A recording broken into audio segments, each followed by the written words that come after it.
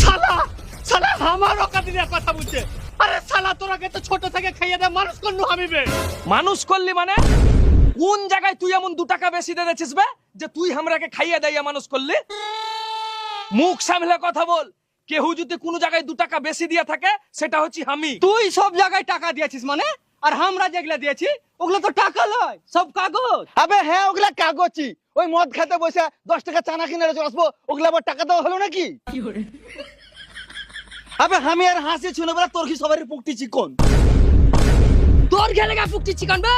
আবে আমি আর সাজু ছিনু বলে তোর গে সবারই পুকটি চিকন। কি করে? আচ্ছা শালার গে কথা শুনতে হচ্ছে বে। শালারা সব ভ্যান চালানি ঘরের ছেলে আর পাট খাটানি ঘরের ছেলে, না হলে আরো কত কি করতে গবে। কি এত বড় কথা? শালা তুই বাপ তুলা কথা বললি তো, যে কে ভ্যান চালানি ঘরের ছেলে আর কে পাইট খাটানি ঘরের ছেলে। আজ এই ভ্যান চালানি ঘরের ছেলে এখানে দাঁড়িয়ে একটা কথা বলে গেছে, তোরা কান খুলে শুনে নে। জীবনে এমন কিছু করব যে তোরা আমার গে বাড়ির চাকর হওয়ার যোগ্য থাকবি না। চলবে রাহুল?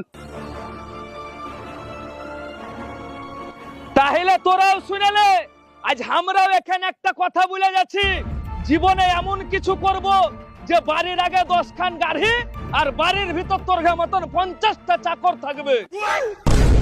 এই চলবে টিঙ্কু?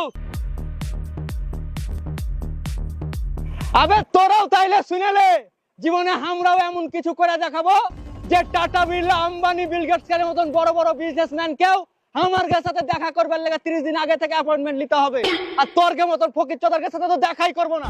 এই চলবে দিন না?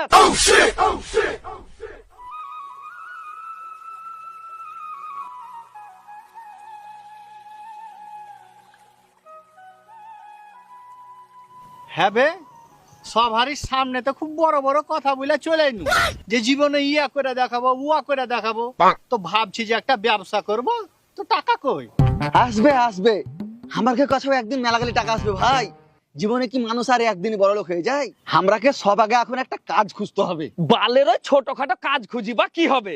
আবে আমরা এমন কাজ করব জীবনে যাতে খুব তাড়াতাড়ি কোটি কোটি টাকার মালিক হয়ে যায়।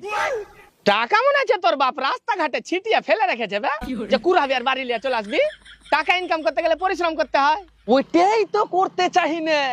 ওই পরিশ্রম করে যদি সবাই টাকাওয়ালা হয়ে যেত, তাহলে তো যারা সকাল থেকে রাত পর্যন্ত হাড় ভাঙা পরিশ্রম করে দিন মজুর খাটে তারাই সব থেকে টাকাওয়ালার ধনী ব্যক্তি হইতো। बात तो सही है। তাই বুদ্ধি লাগিয়ে কাজ করতে হবে।